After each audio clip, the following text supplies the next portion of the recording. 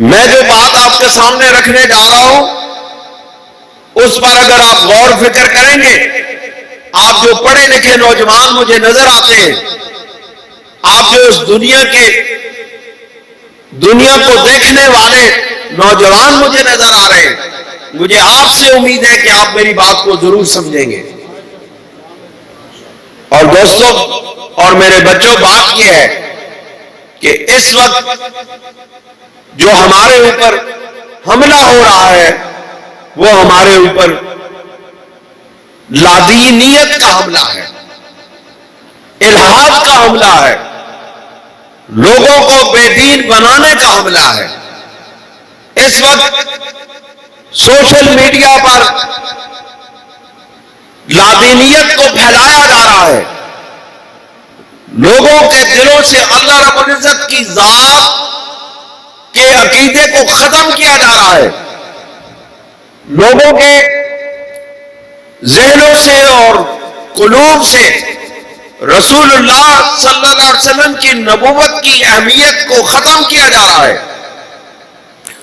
لوگوں، نوجوانوں کو، یونیورسٹی کے نوجوانوں کو یہ باور کرایا جا رہا ہے، کالجز کے نوجوانوں کو یہ باور کرایا جا رہا ہے، اور سکول کے سینئر اسٹوڈنٹس کو یہ باور کرایا جا رہا ہے کہ یہ دنیا خود وجود میں آئی ہے، اللہ رب العزت کی نعوذ باللہ ذات موجود نہیں ہے۔ آپ بے شک یونیورسٹی کے طلباء کو اندازہ مل کے دیکھ لیں،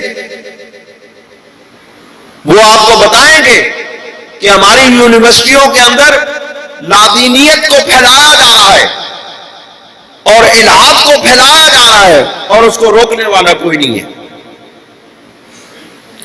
اس کو باقاعدہ فنڈ ملتے ہیں، لوگوں کو دین سے باغی کرنے کے فنڈ ملتے ہیں۔ یہ جو روزانہ ہمارے پاکستان کی سڑکوں پر تماشے ہو رہے ہیں، یہ اسی لادینیت کی پیداوار ہیں۔ یہ سب سے پہلے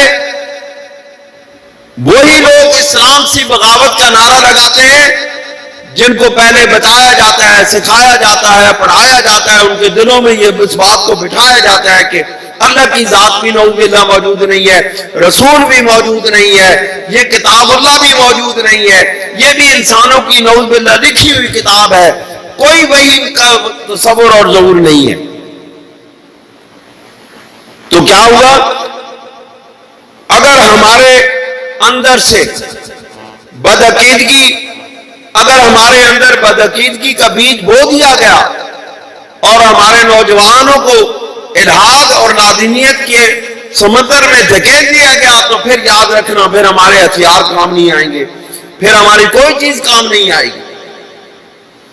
اور اس لادینیت کی سب سے پہلے جو ابتدا کرائی جاتی ہے وہ اسی وجہ وہ یہی ہے، اور یہاں سے ہی ابتدا ہوتی ہے وَمَن يُشَاقِقِ الرَّسُولَ، کیونکہ لوگوں کو معلوم ہے کہ جب تک یہ لوگ مصطفیٰ کریم صلی اللہ علیہ وسلم کی غلامی میں رہیں گے، ان کو کوئی راہ حق سے بھٹکا نہیں سکتا ہے، لیکن جب ان کو رسول اللہ کی غلامی سے علیحدہ کر دیا جائے تو پھر ان کو راہ حق پر چلا کوئی نہیں سکتا ہے۔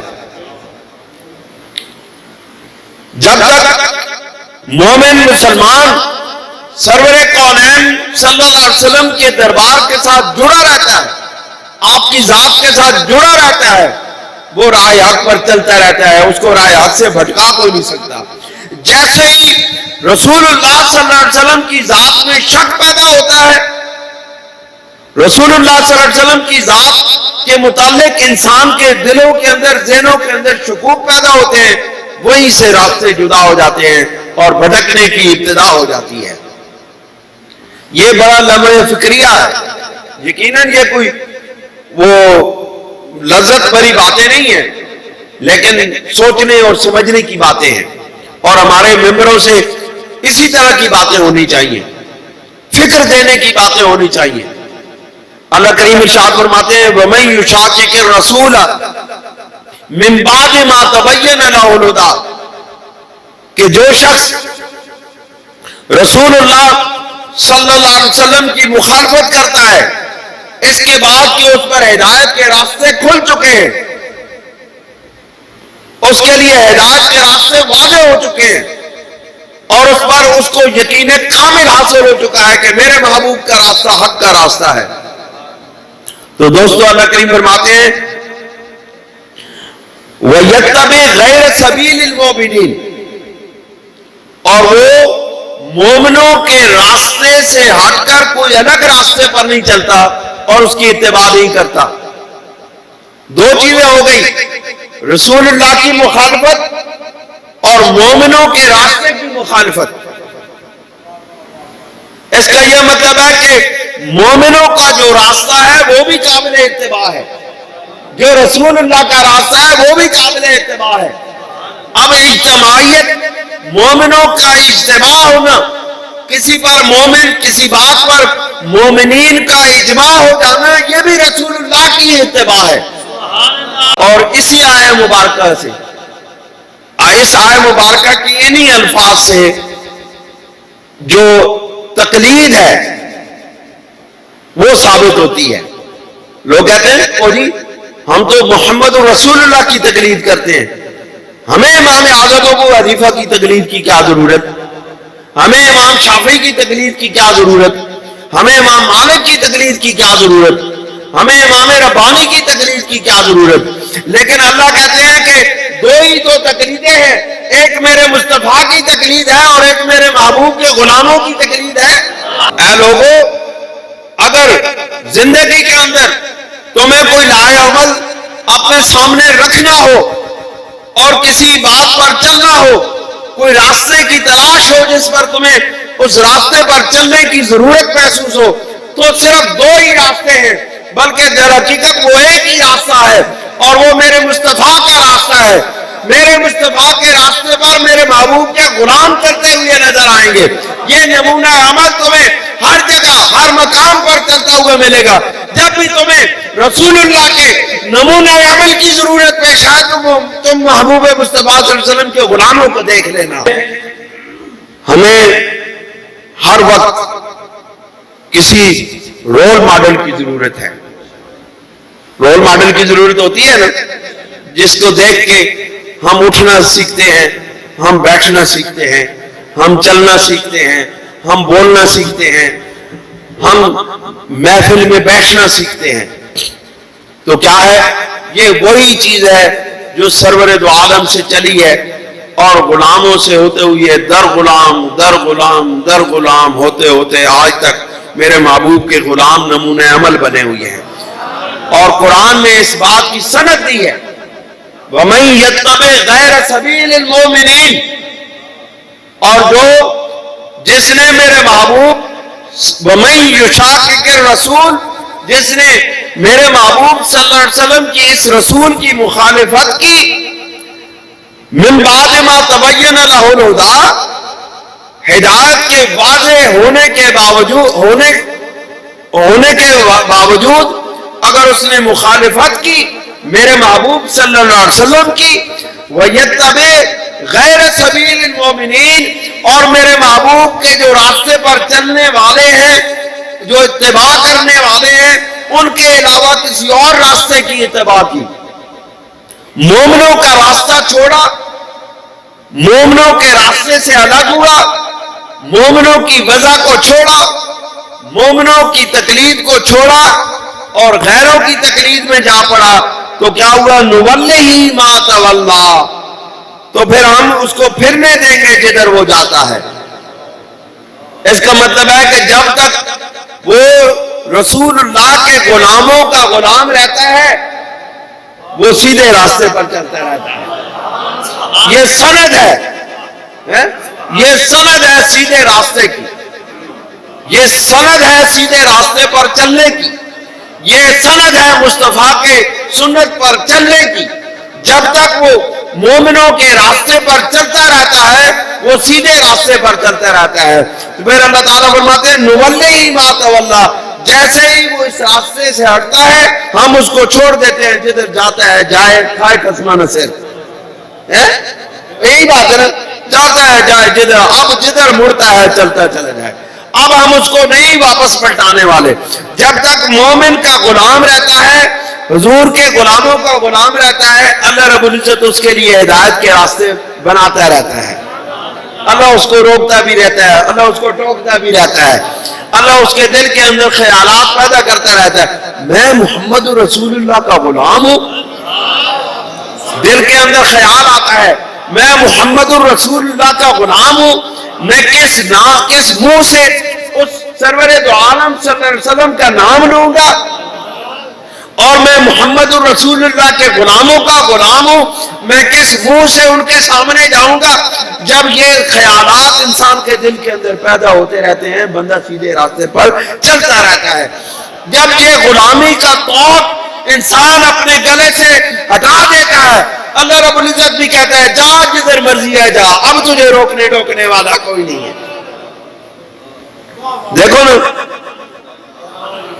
آپ کسی مرشد کے ساتھ وابستہ ہیں، ٹھیک ہے، مرشد کے ساتھ وابستہ ہیں، غلطی کرتے ہو، اپنے مرشد کے دربار میں چلے جاتے ہو، وہاں جا کے دل کے اندر خیال پیدا ہوتا ہے کہ ہم دیکھو ہم مرشد کے پاس آئے ہیں تو ہم اپنے رب سے معافی مانگتے ہیں، جو غلطی ہم سے ہوئی ہے ہم اپنے رب سے معافی مانگتے ہیں.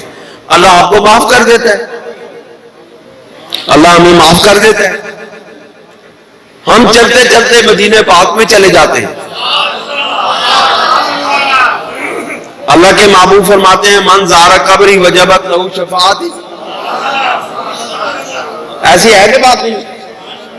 چلتے چلتے اللہ کے ولی کی بارگاہ میں گئے، ادھر سے معافی مل گئی. کسی اللہ کے محبوب کے دربار پہ چلے گئے، وہاں سے معافی مل گئی. کسی اللہ کے محبوب کے مزار پہ چلے گئے، وہاں سے معافی مل گئی. چلتے چلتے مدینہ پاک میں چلے گئے، وہاں تو محبوب نے اپنا دامن رحمت کھول کے رکھا ہوا ہے. کہتے ہیں آؤ میرے محبوب، آؤ میرے امتیوں، آؤ میرے غلاموں، ایک بار آ کے تو دیکھو، ہمارا دامن شفاعت نہ کھلا تو بتانا. من زار قبری، جس نے بھی میری قبر کی زیارت کی، میری قبر کی زیارت کی. رسول اللہ نے یہ نہیں کہا کہ میری قبر کی زیارت پر آیا، اس نے مجھ پر درود شریف پڑھا، یہاں پہ نیک عمل کیے، یہاں پر نمازیں پڑھی تو میں اس کی شفاعت کروں گا. کہا نہیں، من زار قبری، بس جس نے میری قبر کو دیکھ لیا میں اس کی شفاعت کر دوں گا. مطلب ہے دربار مصطفیٰ وہ دربار ہے جس دربار کو دیکھ لینے سے ہی انسان بخشا جاتا ہے، جس کو اپنی نگاہوں میں ایک مرتبہ اپنی نگاہوں میں بسا لینے سے ہی انسان کی بخشش ہو جاتی ہے. اس جہان کی بخشش نہیں، قیامت کے دن کی بخشش، میدان محشر میں شفاعت واجب ہو گئی ہے. من زار قبری وجبت لہو شفاعتی، واجب ہو گئی ہے شفاعت. وَمَن يَتَّبِعْ غَيْرَ سَبِيلِ الْمُؤْمِنِينَ، اور جو مومنوں کے راستے سے ہٹ کر کسی اور راستے کی اتباع کرتا ہے، نُوَلِّهِ مَا تَوَلَّى، ہم اس کو چھوڑ دیتے ہیں، جدھر وہ جاتا ہے اس کو چلتا پھرے، بھاگتا پھرے، دوڑتا پھرے، ہم پھر اس کو روکتے نہیں ہیں، وہ چلتا پھرتا ہے. وَنُصْلِهِ جہنم، اور ہم اس کو جہنم کے ساتھ ملا دیں گے، اور ہم اس کو جہنم میں ڈال دیں گے. دیکھو دو چیزوں کا عوض کیا ملا، رسول اللہ کی مخالفت کا اور مومنوں کے راستے سے ہٹ جانے کا. اس کا مطلب ہے جو مومنوں کی تقلید نہیں کرتا، نصلہ جہنم، اس کے لیے اللہ تعالیٰ جہنم کا راستہ رکھا ہے. بہت خطرناک بات ہے، یہ ہمیں سوچنے کی ضرورت ہے کہ ہم مسلمانوں کے راستے سے کہیں ہٹ تو نہیں رہے، ہم مسلمانوں کے راستے سے کوئی الگ راستہ تو نہیں بنا رہے.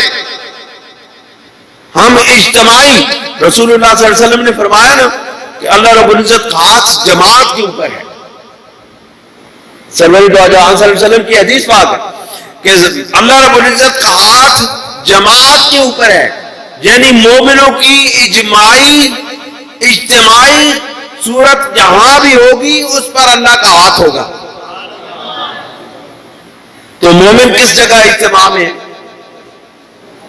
کروڑوں مومن کس اجتماع میں ہیں؟ کس کے اجماع پہ ہے؟ تقلید میں۔ ائمہ اربعہ کی تقلید میں سب سے زیادہ مومنوں کا اجتماع، سب سے زیادہ تعداد مومنوں کی ائمہ اربعہ کی تقلید میں ہے۔ اس کا مطلب ہے کہ جماعت جہاں سب سے زیادہ مومنوں کا اجتماع ہے وہ یہی اہل سنت و جماعت ہے، اور انہی کے اوپر اللہ رب العزت کا ہاتھ ہے۔ جو اہل سنت و جماعت سے خارج ہوا وہ وَمَن يَتَّبِعْ غَيْرَ سَبِيلِ الْمُؤْمِنِينَ کی صف میں آ گیا۔ اللہ کریم فرماتے ہیں کہ وَنُصْلِهِ جہنم، اور ہم اس کو جہنم میں ڈال دیں گے، جہنم کے حوالے کر دیں گے۔ کتنی بڑی سزا ہے، وَسَاءَتْ مَصِيرًا، اور یہ بہت بری پلٹنے کی جگہ ہے، بہت بری رہنے کی جگہ ہے۔ اللہ تعالی ہمیں ان باتوں پر عمل کی توفیق عطا فرمائے۔ اور ہمیں کیا کرنا چاہیے؟ ہمیں صدقہ کی ترغیب دینی چاہیے، ہمیں نیک اعمال کی ترغیب دینی چاہیے، ہمیں مومنوں کے درمیان صلح کرانی چاہیے، اور اس میں صرف اللہ کی رضا حاصل کرنی چاہیے۔ رسول اللہ کی مخالفت نہیں کرنی چاہیے، رسول اللہ کی گستاخی نہیں کرنی چاہیے، رسول اللہ صلی اللہ علیہ وسلم کی کامل اتباع کرنی چاہیے، اور مومنوں کی کامل اتباع کرنی چاہیے، تو ہم جنت میں جائیں گے، ورنہ ہمارا راستہ دوسری طرف چلا جائے گا۔ اللہ تعالی ہمیں عمل کی توفیق عطا فرمائے۔ وآخر دعوانا ان الحمد للہ رب العالمین۔